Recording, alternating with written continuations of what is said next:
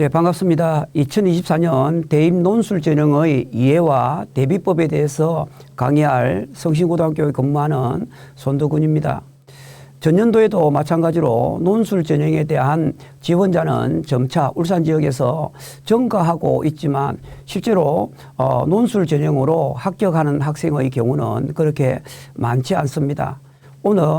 오늘 논술을 준비하는 학생들이 2024년도 대입 논술 전형의 이해와 대비법 강의를 듣고 자신의 진로와 그다음에 논술 전형을 지원하는데 조금이나마 도움이 되었으면 좋겠습니다.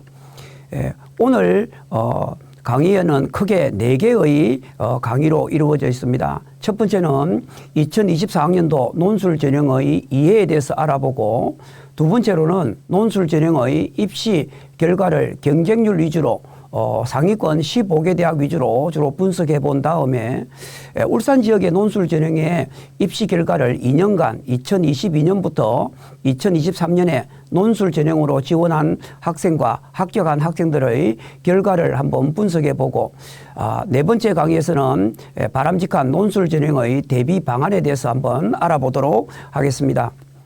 먼저 2024년도 논술 전형의 이해에 대해서 강의하겠습니다. 논술 전형의 특징은 잘 알고 계시겠지만 경쟁률이 매우 높다라는 게 특징입니다. 하지만 실질 경쟁률, 최저 학력 기준을 충족한 실질 경쟁률은 그렇게 높지가 않습니다. 하지만 최초의 지원자 대비 경쟁률은 매우 높은 편이고, 충원율이 논술로 선발하는 학교가 많지가 않기 때문에 충원율이 낮다라는 게 특징입니다. 다음으로는 수능 최저 학력 기준을 충족을 못하는 학생의 경우가 매우 많기 때문에 수능 최저 학력 기준을 충족하는 것이 논술 전형에도 대단히 중요한 관건이 되겠습니다. 그리고 대학별 논술의 유형이 매우 다양합니다. 따라서 자신이 지원하고자 하는 대학의 논술 전형의 유형에 대해서도 정확히 알고 있어야 되고, 많은 학생들이 논술 전형은 별도로 사교육을 받아야 된다고 생각하는데 거의 대부분의 학교가 교육과정 범위 안에서 출제가 되기 때문에 학교 내신을 준비하면서 좀 깊이 있게 공부하고, 또 EBS 교재를 가지고 조금 더 제시문을 분석하거나 또 조금 킬러 문제를 좀 더 심도 깊게 푼다고 한다면 논술 전형은 충분히 학교 안에서 준비가 이루어질 수 있다고 생각을 합니다. 2024학년도 논술 전형의 특징을 살펴보면 올해는 전년도에 비해서 3개의 학교가 신설되었습니다. 논술 전형으로 신설된 학교가 동덕여대, 삼육대, 한신대가 신설되었고, 오히려 전년도에 실시했던 논술에서 폐지된 대학이 울산대 의예과에 논술을 실시했던 대학이 폐지를 하게 되었고, 한양대 에리카가 논술을 폐지했습니다. 또한 중앙대가 전년도에는 수리논술과 과학논술을 자연계에서 함께 실시했지만 올해의 경우에는 과학논술을 폐지하고 100%로 수리논술만으로 논술 전형을 실시하게 됩니다. 또한 논술 100%를 반영하고 내신을 반영했던 대학에서 논술만 100%로 선발하는 대학이 오히려 증가하였습니다. 그 대표적인 대학이 경희대, 이화여대, 한국기술교대가 그 대표적인 대학들입니다. 또한 의예과와 수의예과의 논술 전형으로 선발하는 인원은 감소된 데 반해 한의예과라든가 약학과에는 논술 전형이 오히려 전년도보다도 19명 정도가 증가했다는 게 특징입니다. 2024학년도 논술 전형의 모집 인원을 보게 되면 전년도에 비해서 198명이 오히려 증가하였습니다. 이렇게 논술이 증가하게 된 이유는 새롭게 논술을 실시하는 대학이 서울 지역의 3개 대학이 증가함에 따라서 전년도 2023년도에 11,016명을 선발하던 논술 전형이 올해는 11,214명의 선발하는 것으로 198명이 오히려 증가했기 때문에 전년도보다도 논술 전형으로 합격하는 학생들이 더 늘어날 것으로 보여집니다. 이거 모집 인원을 권역별로 살펴본다면 크게 나눠서 수도권과 비수도권으로 나누어서 구분해 볼 경우에 수도권의 경우가 9,473명 정도를 모집해서 전년도에 비해서 수도권에는 340명이 오히려 증가하였습니다. 하지만 비수도권의 경우에는 올해에 1,741명을 모집하는데 전년도에 비해서 142명이 줄었습니다. 따라서 수도권은 증가하고 오히려 비수도권은 감소하는 그런 논술 전형의 특징을 가지고 있습니다. 특히 울산 지역 학생들이 많이 지원하게 되는 경북대와 부산대 모집 인원을 보게 되면 경북대 AAT 논술의 경우에는 올해 469명을 선발하고 부산대의 경우에는 일반 전형은 342명, 의예과에 지원하는 지역 인재 논술은 30명을 선발하게 됩니다. 전형 요소는 경북대와 부산대가 모두 학생부 교과 30%, 논술 70%를 반영하게 되고 모두 다가 수능 최저를 적용하게 됩니다.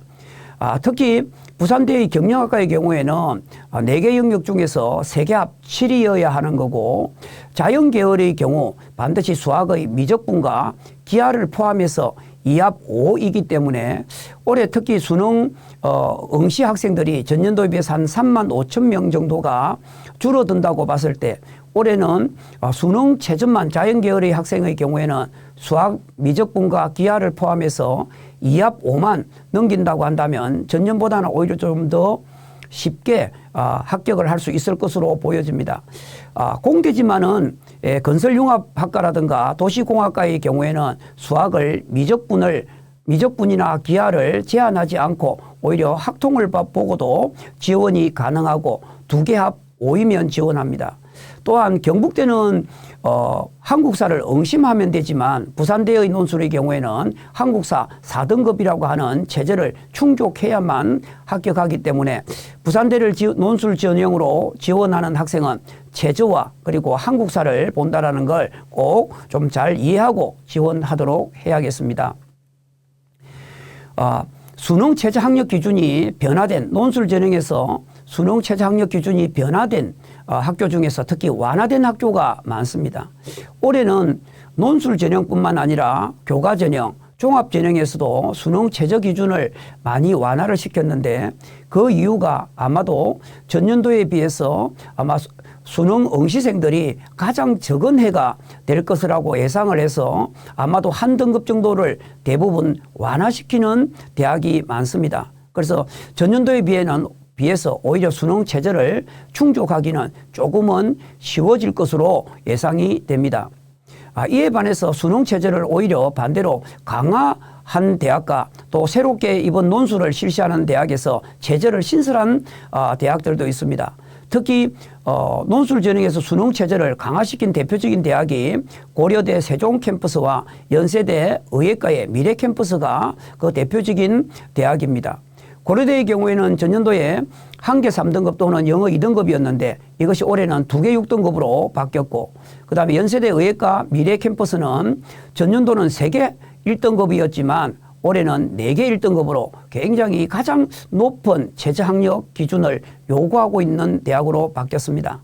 그리고 올해 처음으로 논술을 실시하는 동덕여대와 삼육대도 체제를 충족해야만 합격을 할 수가 있습니다.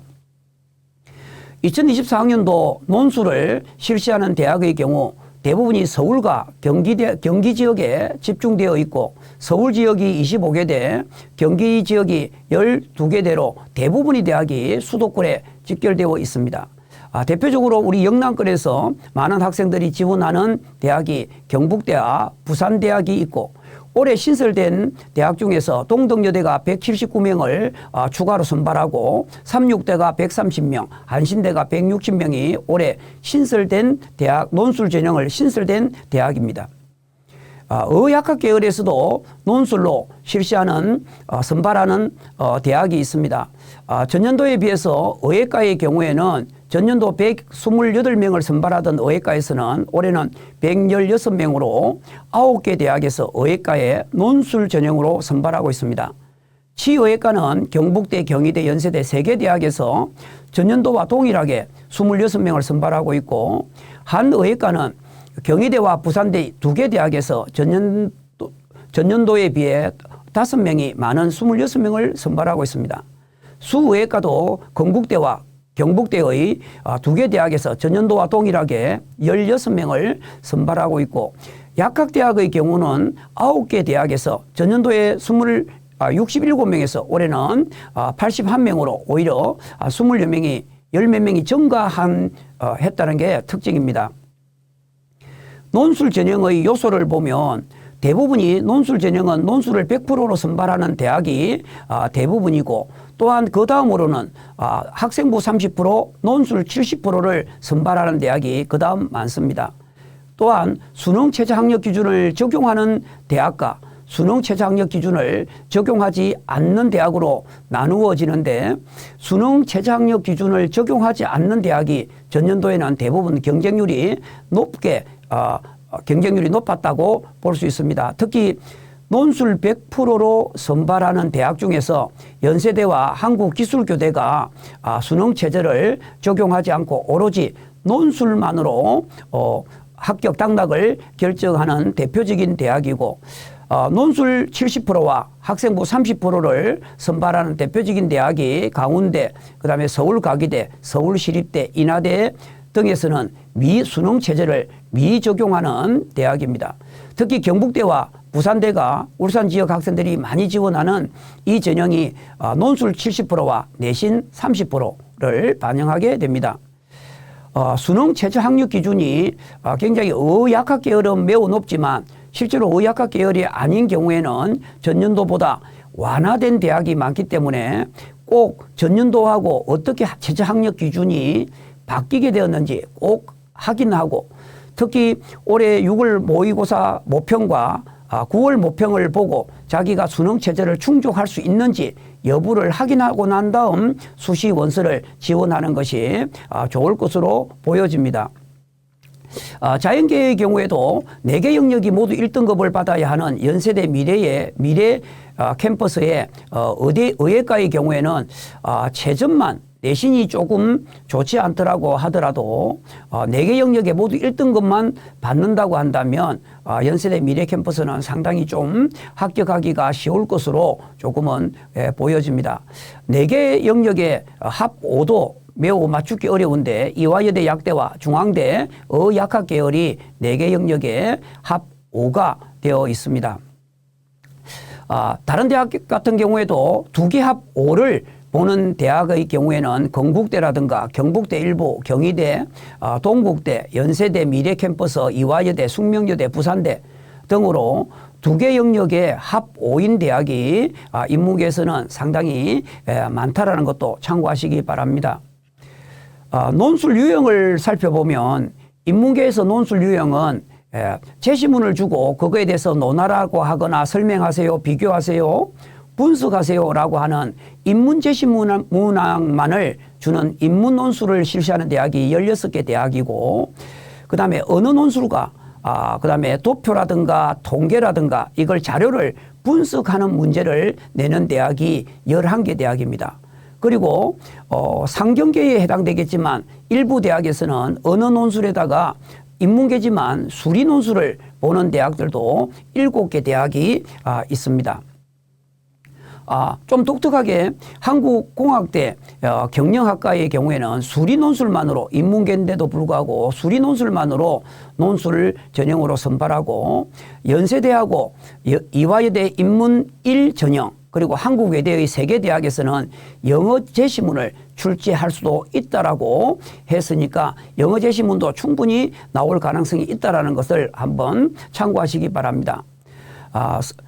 고려대 세종 캠퍼스와 그 다음에 가천대, 서경대, 수원대, 한신대의 경우에는 교과형 논술을 봅니다. 교과형 논술은 학교에서 보는 중간 기말고사 때 주로 서술형 문제 중에서 좀 난이도 있는 서술형 문제다라고 생각하면 되겠습니다.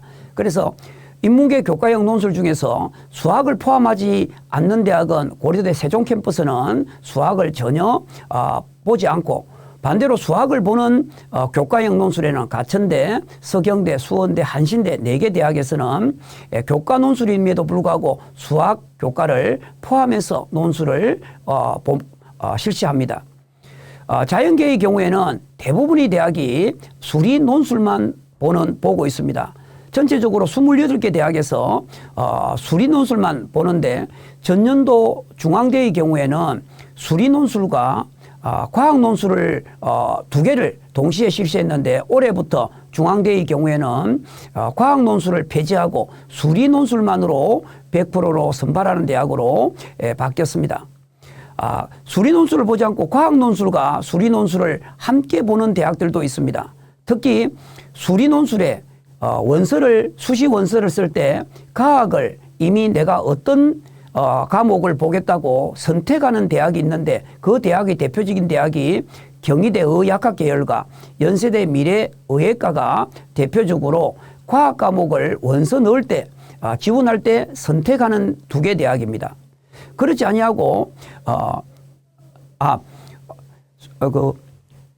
과학의 경희대하고 연세대 미래의학과의 경우에는 대학을 시험을 볼 때 시험을 받아보고 자기가 선택하는 것이고 아주대라든가 연세대라든가 하는 대학에서는 원서를 넣을 때 과학을 아예 지정을 해두기 때문에 여러분들이 선택권이 없고 어떤 학과는 무슨 과목을 봐야 된다고 지정되어 있기 때문에 여러분들이 꼭 지정되어 있는지 아니면 자신이 선택할 수 있는지도 한번 참고하시기를 바랍니다.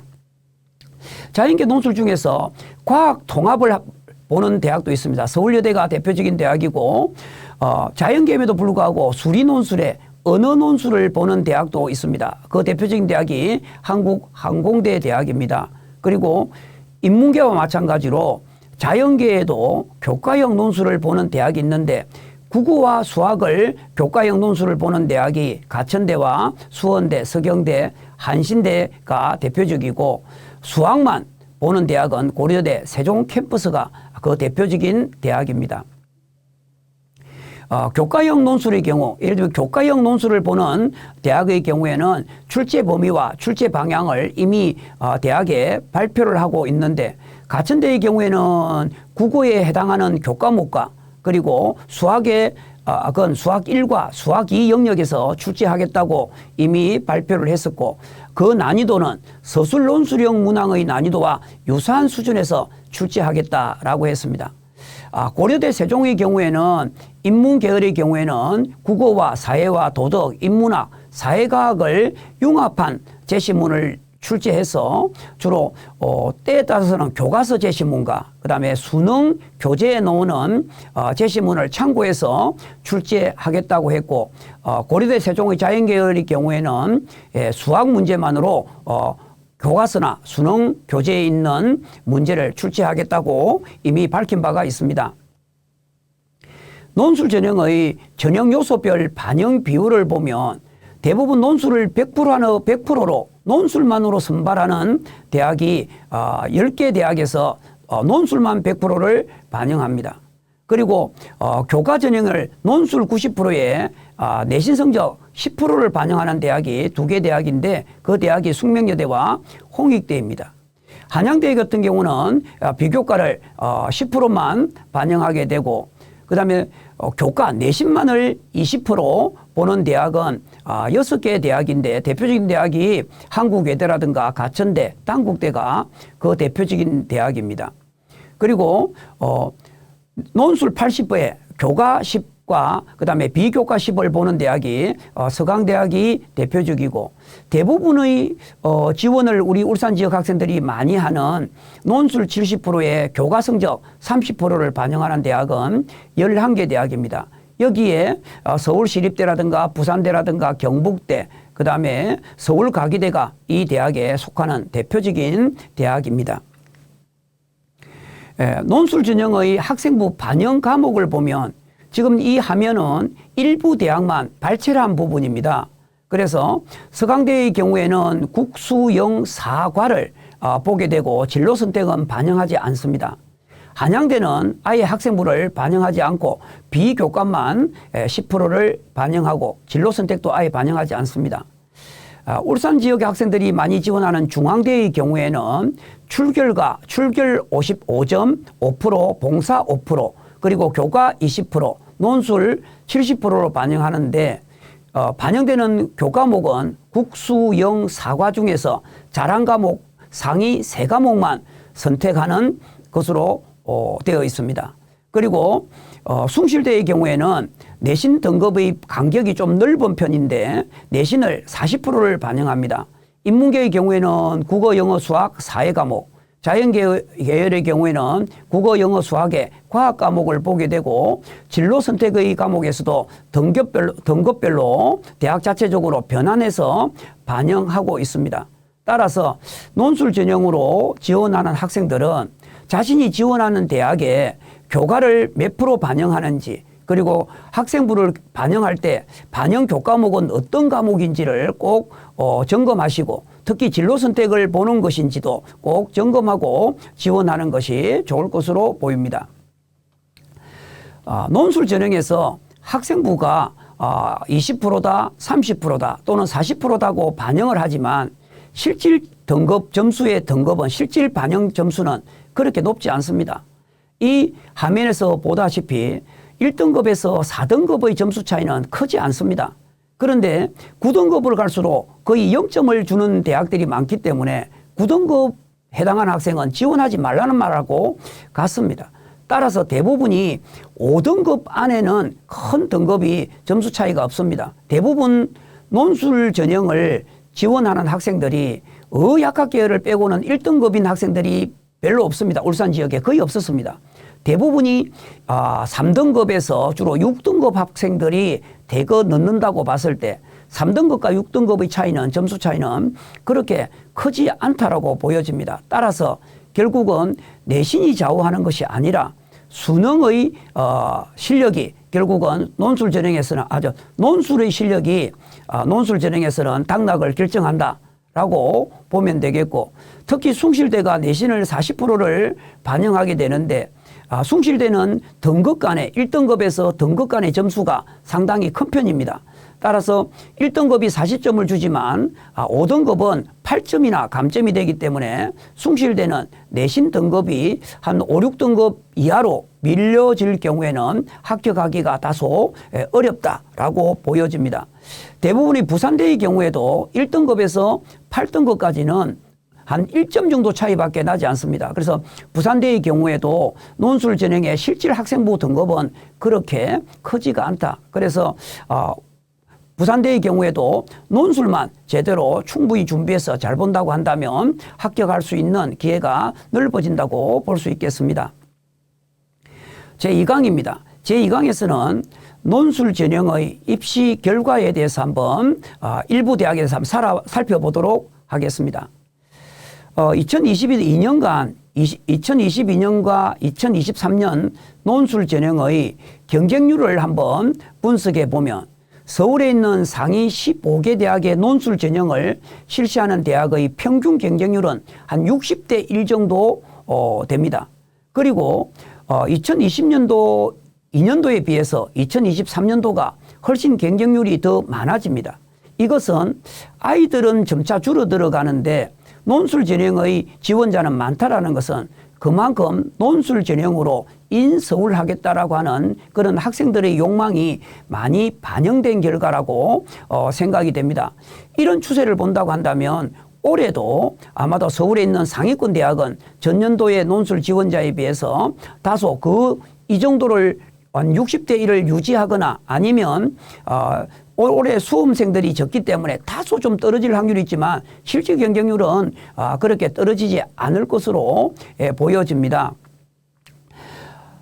다음으로 중위권 대학입니다. 중위권 대학은 수도권을 중심으로 중위권 15개 대학을 제외한 중위권 대학의 경우에는 한 30대의 경쟁률을 형성하고 있었고 오히려 자연계가 높고 인문계는 경쟁률이 오히려 31.3대 1이었습니다. 이 또한 전년도에 중위권 대학도 전년도에 비해서 인문, 자연 모두 전년도보다도 상승되는 경쟁률을 가지고 있었고 지방 거점 국립대학교 중에서 우리 울산 지역은 주로 경북대와 부산대에 논술을 응시하게 되는데 오히려 인문계는 실질 지원 경쟁률이 20.58 경쟁률이라면 자연계는 한 35, 인문계보다는 자연계가 높지만 서울 상위 15개 대학이나 중위권 대학에 비하면 굉장히 낮은 경쟁률을 형성하고 있다라는 겁니다. 하지만 조금 뒤에 화면을 보시겠지만 경쟁률은 실질 지원자 대비 경쟁률은 높지만 최저 충족을 한 실질 경쟁률은 그렇게 높지 않습니다. 그래서 이 경쟁률을 보고서 지원을 하면 안 되겠다고 망설이는 학생이 있다면 오히려 실질 경쟁, 최저 충족을 한 실질 경쟁률을 한번 참고하는 것이 좋을 것으로 보입니다. 이 화면은 일반고 학생들의 2022학년도에 논술 전형으로 지원한 학생 중에서 일반고 학생입니다. 예를 들면 특목고나 자사고를 빼고 일반고 학생들이 지원한 비율을 설명한 부분인데, 연세대의 경우에는 일반고 학생들이 약 한 40% 정도밖에 되지 않습니다. 따라서 연세대의 경우에는 아마도 특목고라든가 그다음에 가고라든가 자사고 이런 아이들이 많이 지원하는 것으로 보이고, 부산대 지역 인재의 경우에는 의예과이기 때문에 자사고라든가 특목고가 많이 지원합니다. 그래서 부산대 지역 의예과는 한 46.7대 1 정도가 오히려 특목고 아이들이 더 지원을 많이 하는 경향을 가지고 있습니다. 하지만 전체적으로 경쟁률을 본다고 한다면 물론 재수생 중에서 일반고 학생들이 있겠지만 거의 대부분이 70% 이상이 일반고 학생들이 논술을 지원하고 있고, 특히 경북대와 부산대의 경우에는 일반고 학생들이 80%를 넘어가고 부산대의 경우에는 88%가 오히려 일반고 학생들이 지원하는 경향을 가지고 있습니다. 그래서 오히려 논술은 특목고나 자사고가 지원하는 그런 오해를 조금은 안 했으면 좋겠습니다. 상위 15개 대학의 인문계열 경쟁률입니다. 거기 보면 가장 경쟁률이 높았던 대학이 한양대였습니다. 한양대의 경우는 경쟁률이 134.79대 1로서 전년도보다는 22.46대 1이 오히려 증가했습니다. 한양대 논술이 이렇게 응시생이 많은 것은 물론 한양대라고 하는 대학이 상위권 대학이기도 하지만 논술 전형에 수능 체제도 없고 오로지 논술만으로 선발을 하기 때문에 전국에서 논술에 좀 자신 있는 학생들, 수학에 좀 자신 있는 학생들이 대거 몰리다 보니까 한양대가 경쟁률이 매우 높은 것으로 보였고, 그 다음이 성균관대가 82.91대 1이었고 서강대가 81.3대 1이었습니다. 따라서 서울의 논술 경쟁률이 높은 대학은 한양대, 성균관대, 서강대, 경희대, 중앙대, 연세대까지 상당히 높은 편이고, 반대로 건국대라든가 홍익대라든가 여학생만이 지원하는 이화여대는 오히려 경쟁률이 많이 낮았고, 전체적으로 인문계열이 전년도에 비해서 경쟁률이 높았는데 서강대학이라든가 연세대, 건국대가 오히려 전년도보다도 지원자가 줄어들어서 실제 경쟁률이 조금은 줄어들었다는 게 특징입니다. 자연계열 경쟁률을 살펴보면 가장 경쟁률이 높았던 대학이 서강대학입니다. 서강대학은 64명을 모집하는 모집 인원에 경쟁률이 많아서 경쟁률이 117.56대 1로 굉장히 높았습니다. 그런데 서강대가 올해만 높은 것이 아니고 전년도만 높은 것이 아니라 그 2022학년도에도 되게 높았습니다. 여기 화면에 보면 한쪽이 왼쪽이 2023학년도로 했는데 오타가 생겨서 오른쪽 화면이 2022학년도입니다. 이 시청을 하시는 수험생들은 지금 2023이라고 되어 있는데 왼쪽은 2023, 오른쪽은 2022학년도입니다. 그래서 오히려 서강대의 경우는 전년도에 비해서 15.8%가 오히려 경쟁률이 줄어들었다라고 볼 수 있습니다. 그래서 인문계열은 전년도에 비해서 줄어든 대학이 한 3개 정도밖에 되지 않았는데, 자연계열의 경우에는 오히려 여러 대학들이 거의 한 절반 정도가 증가했고 절반 정도는 오히려 전년도보다 줄었다. 그렇게 본다고 한다면, 이런 경쟁률로 간다고 한다면 올해 2024학년도 자연계열의 경우에는 수험생도 적고 또 이런 논술 전형을 지원하는 추세도 적다고 한다면 아마도 전년도에 비해서는 많이 경쟁률이 줄어들 것으로 보여집니다. 한 대학을 예를 들면 울산 지역에서 많은 학생들이 지원했던 중앙대를 한번 입시 결과를 한번 2020년도를 기준으로 한번 살펴본다고 한다면 경영 경제 계열을 지원한 학생의 실제 경쟁률은 42.85대 1이었습니다. 2022년 2학년도에는. 그러나 2021학년도에는 37.15대 1이었죠. 그래서 오히려 2022학년도가 42.85대 1이었는데 실제적으로 최저를 충족한 학생들이 너무 적어서 실질 경쟁률은 42대 1이었던 게 6대 1 정도밖에 되지 않았습니다. 그래서 경영 경제를 중앙대를 지원하는 학생은 오히려 실질 경쟁 최초 경쟁률이 중요한 게 아니라 오히려 수능 최저를 충족한 실질 경쟁률이 6대 1밖에 되지 않기 때문에 오히려 수능 최저만 충족한다고 한다면 경영 경제 계열에 과감하게 지원해 볼 필요가 있고 또 10개 과목을 선발해서 반영하는 전년도에 10개 과목을 선발해서 선택해서 반영하는 내신에서 평균 한 2.66 등급이었습니다. 2022학년도가. 대부분이 보면 중앙대는 거의 2등급대 학생들이 지원한다. 10개 과목을 선택했을 때 2등급대 중후반 아이들이 주로 선택하는 것으로 나타났습니다. 인문계열의 경우에도 2022년도에 48대 1 정도의 경쟁률이었지만 실제 경쟁률은 5대 1밖에 되지 않았습니다. 그리고 자연계열의 경우에도 최초 지원자 대비 68대 1 정도 되었지만 실질 경쟁률은 인문계보다는 다소 높은 18대 1이었습니다. 자연계가 이처럼 많은 것은 중앙대가 약대라든가 의예과의 인원이 워낙 많다 보니까 인문계에 비해서 월등히 높은 것이지 실제로 공대라든가 자연과학 계열의 경우에는 실질적으로 인문계열의 실질 경쟁률하고 거의 비슷했다. 이렇게 볼 수 있습니다. 그래서 지금 여기 자료는 의학계열, 약학계열을 모두 포함한 것이기 때문에 그 전형이 실제로 체제를 충족한 학생들이 워낙 많다 보니까 높은 것이지 실제로는 13대 1이라는 게 아니다. 이렇게 볼 수 있겠습니다. 도표를 한번 보게 된다면 중앙대의 경우에는 지원자의 경우에는 자율고 학생이 한 21.8%, 그리고 특목고가 한 5%, 그 다음에 일반고 학생들이 약 한 70% 정도를 지원했습니다. 그런데 합격한 건수를 보게 되면 자율고가 19.7%입니다. 우리가 볼 때는 자율고 학생이 지원도 적게 하지만 합격하는 건수는 19.7%가 되기 때문에 되게 적게 지원하면서도 많은 비중의 합격을 한다. 그래서 합격 비율로 본다면 자율고 학생들이 상당히 높다라고 볼 수 있고 일반고 학생들은 합격자 중에서 합격자의 비율로 본다면 전체 합격자의 한 70% 정도이기 때문에 10명 중에서 7명은 일반고 학생들이다. 물론 이 일반고 학생 중에서는 재수생들이 일반고 학생들이 상당히 많을 것으로 예상이 됩니다. 세 번째 강의에서는 주제에서는 그렇다면 우리 울산 지역의 논술 전형의 지원하는 학생과 합격하는 학생은 내신 등급이 어느 정도이며 또 얼마나 지원해서 얼마나 합격하는지를 한번 알아보도록 하겠습니다. 지금 이 자료는 울산 지역의 특목고나 과학고를 빼고 자사고나 특목고를 빼고 오로지 일반고 학생들만을 자료를 분석한 자료입니다.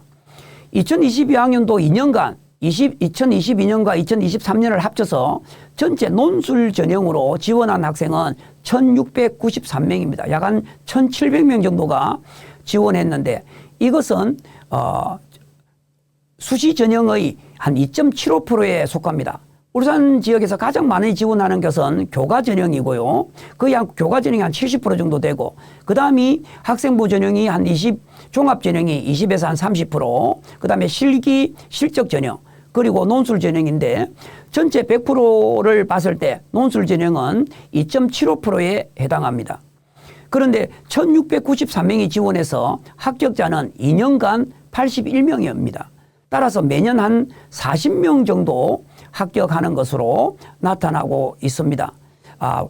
불합격 비율이 오히려 한 96%가 불합격을 하고 약 한 4% 정도, 약 5% 정도가 합격하는 그런 것이기 때문에 논술 전형으로 울산 지역 학생들이 합격하는 것은 참 어렵다라고 볼 수 있습니다. 이처럼 논술 전형이 학생들이 합격하기 어려운 것은 수능 최저를 미충족하는 것도 하나의 이유가 되겠고 또 2학년 때부터 꾸준하게 논술을 준비한 것이 아니라 3학년 때 수능이 잘 안 나오거나 내신이 많이 떨어졌거나 하는 학생이 상위권 대학에 가고 싶은 학생들이 지원할 수 있는 전형이 논술 전형이다 보니까 너나 나나 논술 전형으로 많이 지원하다 보니까 실질적으로 합격하기가 어렵다라고 볼 수 있고, 또 울산 지역의 학생들의 보편적인 학생들이 수능을 치르고 난 다음에 수능 체제를 충족한 난 다음 한 일주일이나 2주일 바짝 논술을 준비해서 이렇게 논술 전형을 치르기 때문에 실질적으로 논술에 대한 정확한 이해와 그리고 논술에 대한 철저한 준비가 없다 보니까 실제로 논술 전형으로 합격하기는 매우 어렵다라고 볼 수가 있겠습니다. 논술 전형의 합격자를 한번 살펴보겠습니다. 합격자는 2022년도와 2023년도에 전체적으로 81명입니다.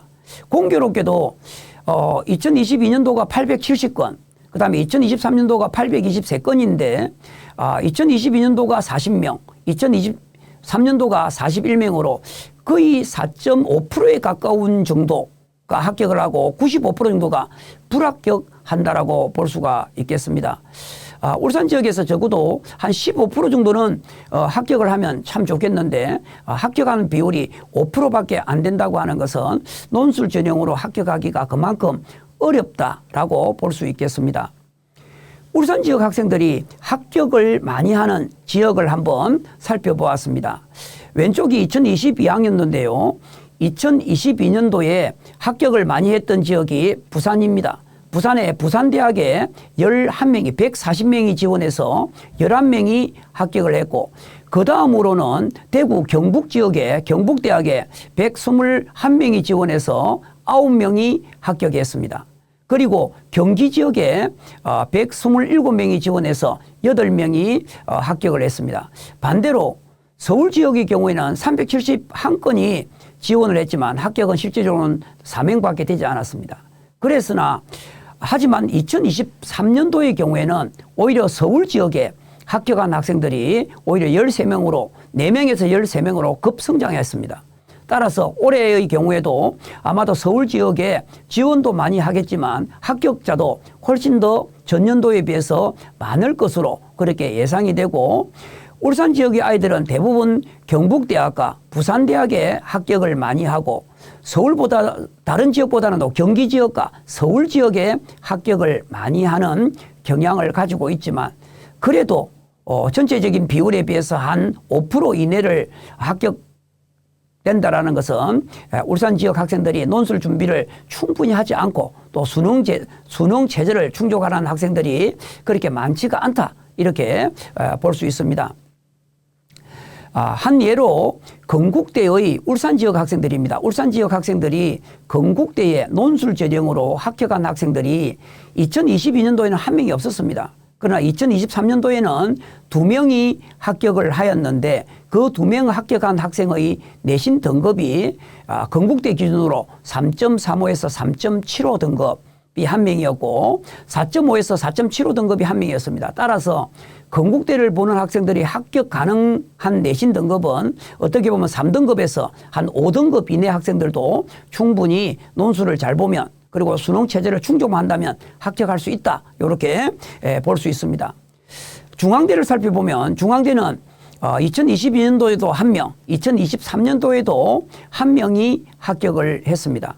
이 2명이 합격한 학생들의 내신 등급을 보면 2등급대 후반에서 4.5등급 안쪽입니다. 따라서 중앙대나 건국대나 대부분 3등급에서 5등급 이내 학생들이 대부분 지원하고 합격도 한다라고 볼 수 있습니다.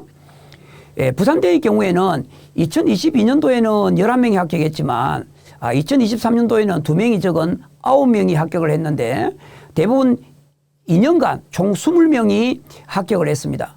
하지만 그 20명을 합격한 게 서울 지역에 비해서는 다소 합격 비율이 높은 7% 정도가 해당되지만 오히려 93% 정도가 불합격하고 있다라고 볼 수 있는데, 특히 자연계의 경우에는 수학 미적분과 기하를 포함해서 2개 영역 합 5라는 수능 체제를 대부분 맞추지 못해서 떨어지는 경우가 대부분이었습니다.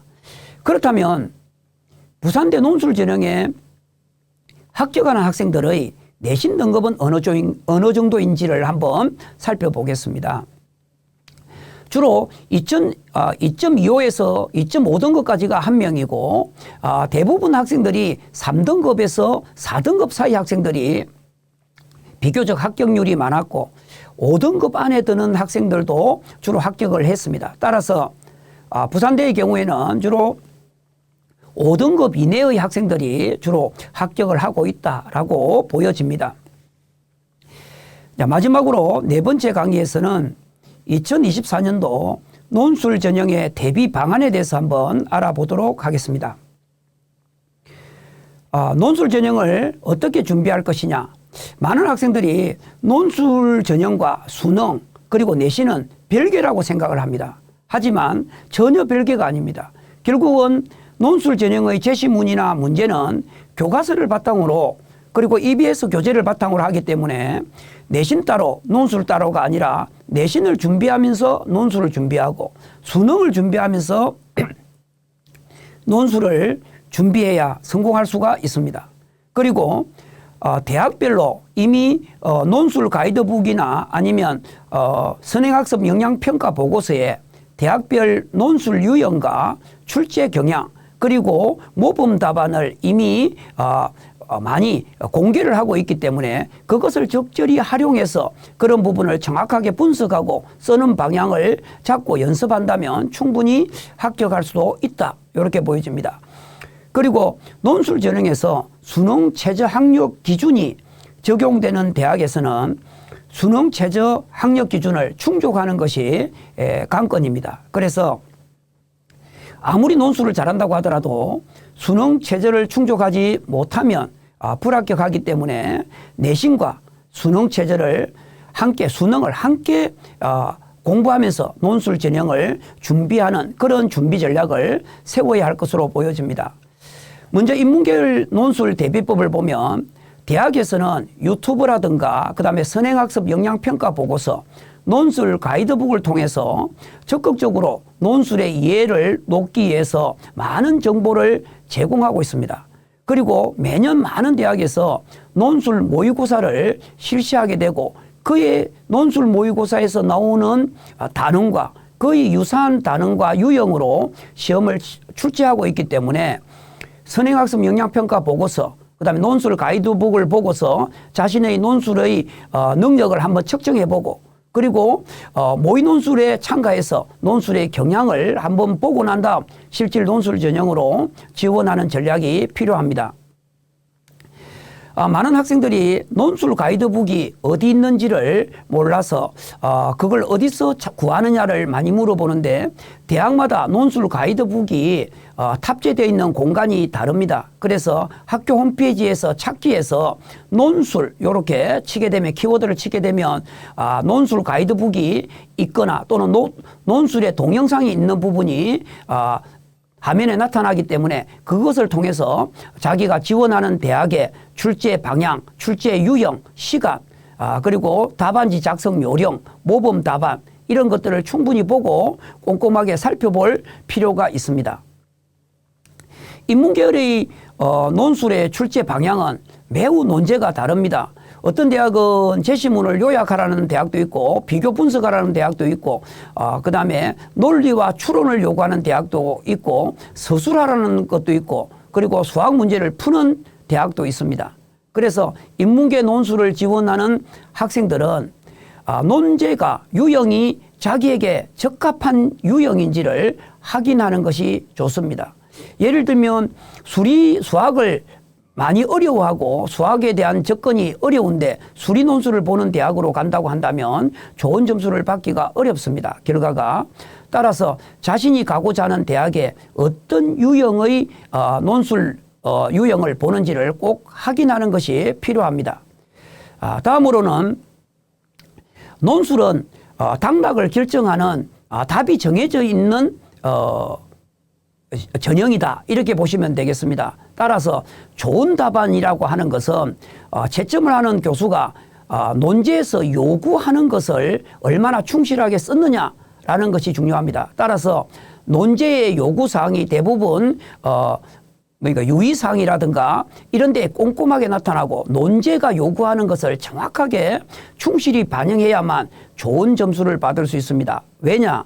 논제에서 요구하는 것이 바로 채점표이기 때문에, 채점 기준이 되기 때문에 논제에서 요구하는 것을 얼마나 잘 반영하느냐가 당락의 관건이다라고 볼 수 있고, 논제의 발문이 설명하세요, 서술하세요, 비판하세요, 분석하세요, 비교하세요, 이렇게 다양하게 나옵니다. 따라서 논제에 따라서 접근하는 방식이라든가 답을 도출해내는 방식이 다르기 때문에 지원하는 대학은 설명하세요라고 논제가 나오는지, 서술하세요라고 나오는지, 비교 분석하라고 나오는지, 아니면 요약하고 서술하세요로 나오는지를 그 유형을 파악하는 것이 중요합니다.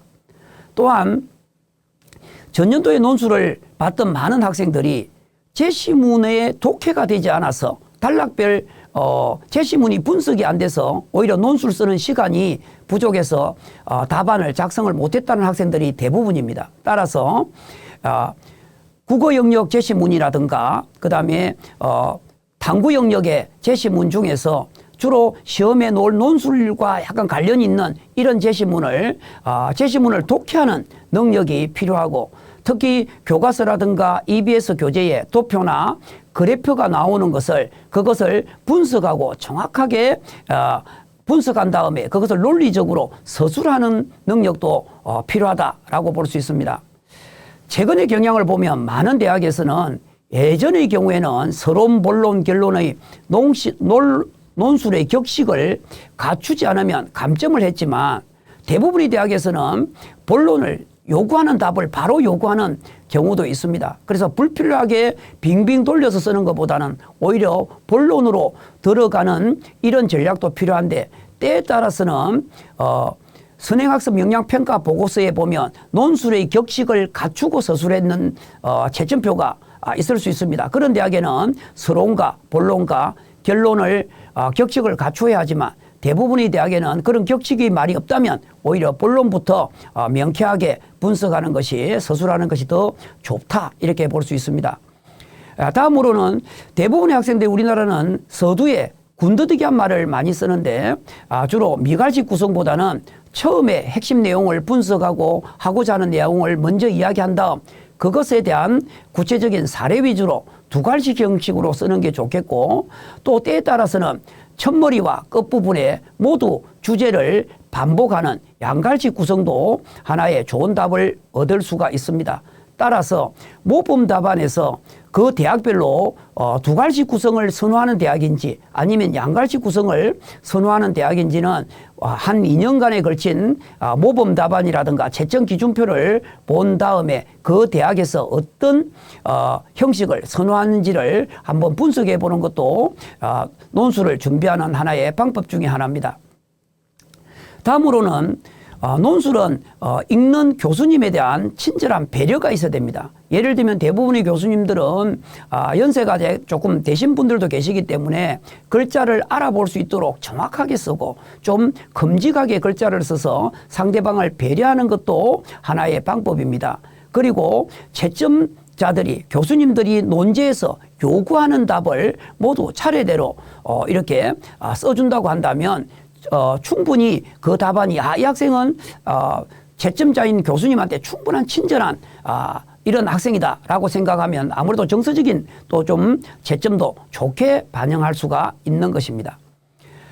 대부분의 대학에는 논술 답안지가 있습니다. 하지만 몇 자를 쓰라고 하는 분량을 문항별로 있지만 대부분의 대학은 4문항, 5문항을 주어진 시간에서 적절하게 분배를 해서 모두 쓰도록 합니다. 따라서 대부분이 문항별로 시간이 제한되지 않는 것이 있기 때문에 1번, 2번은 잘 쓰고 3, 4번은 시간의 부족함으로 오히려 쓰지 못한다고 한다면 아무리 1번, 2번을 잘 쓴다고 하더라도 불합격하겠지요. 따라서 4개의 문항이 논제가 나온다고 한다면 그것을 할당하는 시간을 30분이면 30분, 30분 안에서 논제를 분석하는 시간과 글을 쓰는 시간을 적절하게 안배해서 지속적인 연습이 필요하다, 이렇게 볼 수 있습니다.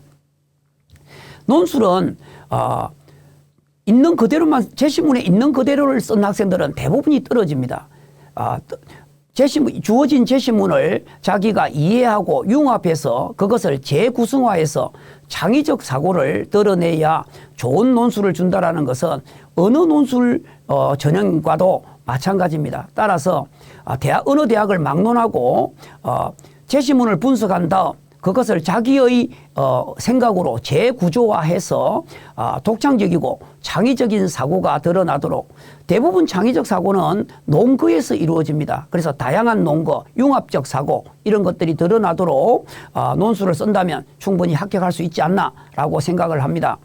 그리고 대부분 인문계열 논술의 학생들은 가장 중요한 게 국어 교과서와 사회 과목의 교과에서 배경 지식을 길러야 합니다.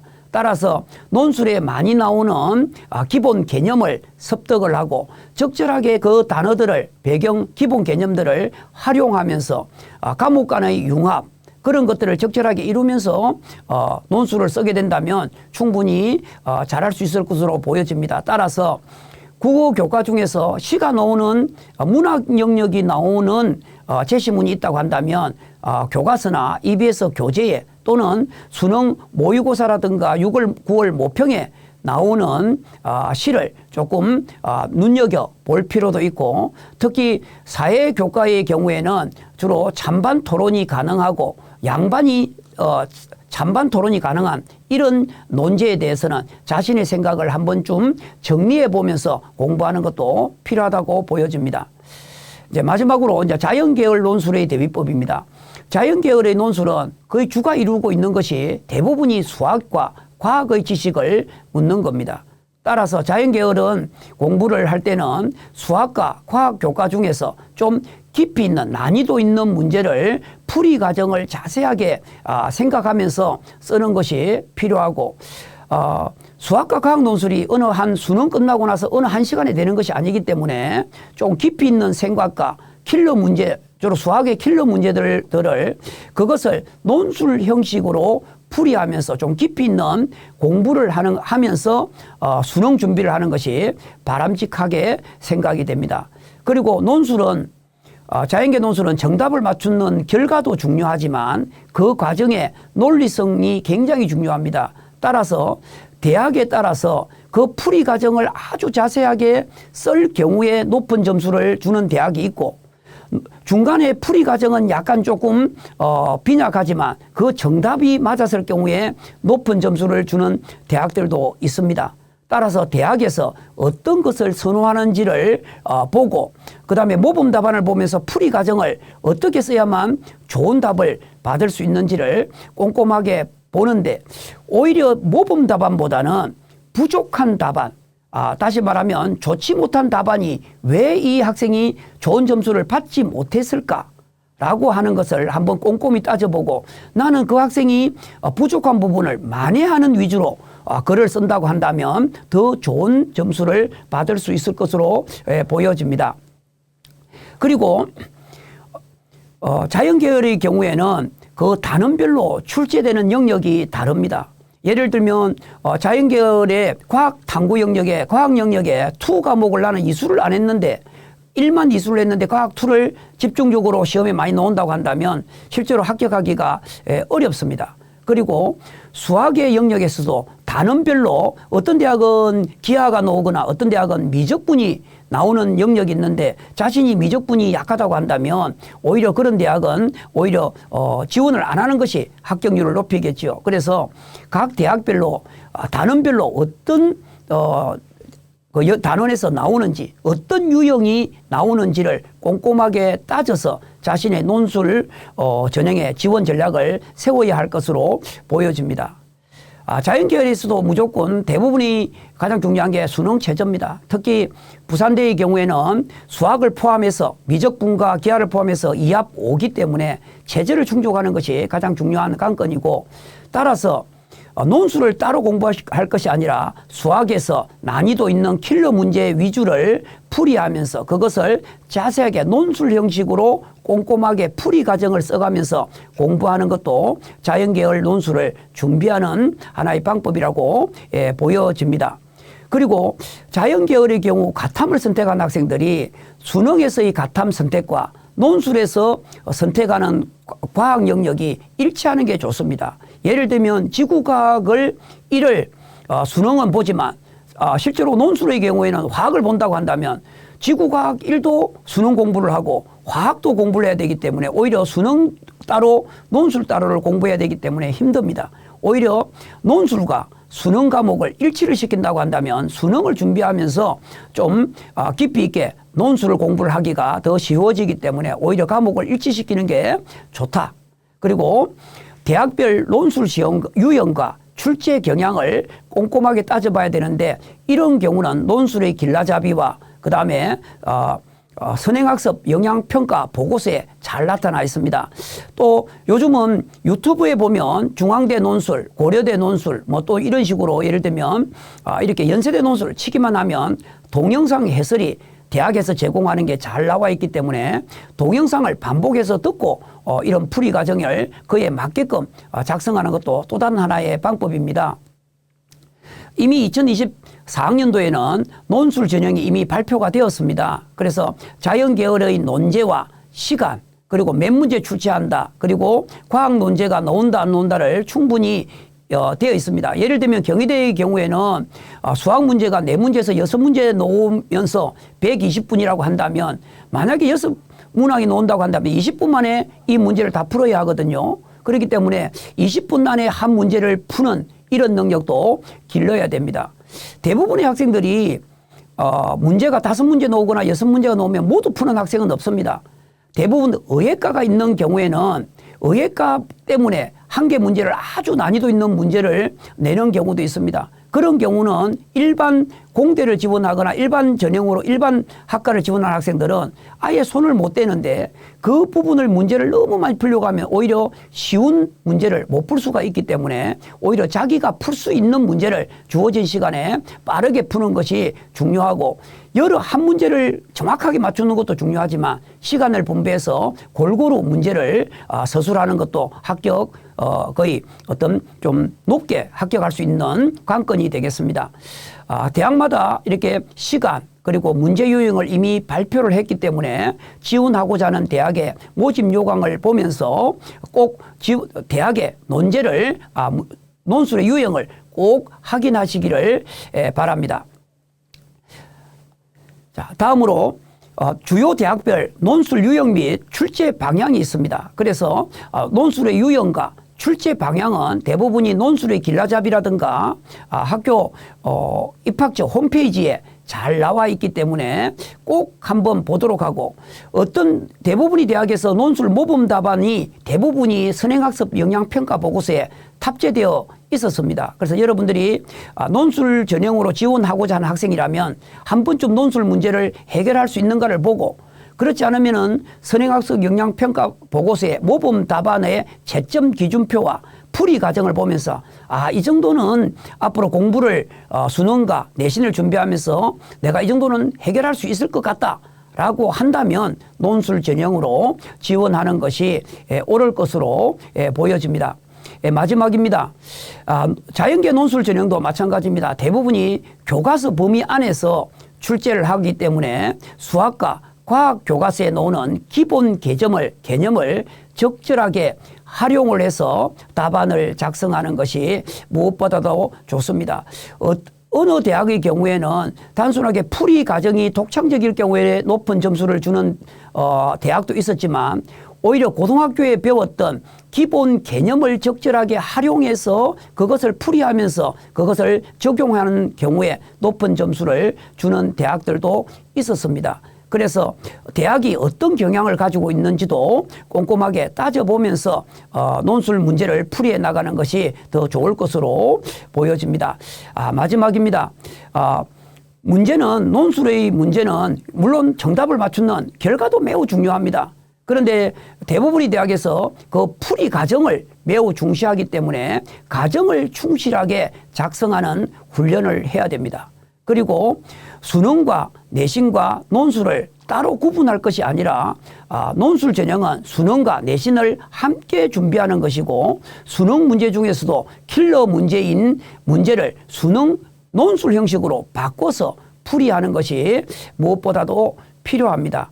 따라서 자기가 자신이 지원하고자 하는 대학의 정확한 논술의 유형 이런 것들을 알고 그리고 수능 최저의 충족 여부를 정확하게 파악해서 지금부터 차근차근 준비를 한다면 논술이 남의 나라 이야기가 아니라 바로 여러분들도 논술 전형으로 인서울을 할 수 있다라는 자신감을 갖고 열심히 해서 올해 논술 전형으로 합격하는 학생이 전년도에 비해서 좀 더 늘어나기를 바랍니다. 지금까지 2024학년도 논술 전형의 이해와 대비법에 대해서 강의를 했습니다. 끝까지 시청해 주셔서 감사합니다.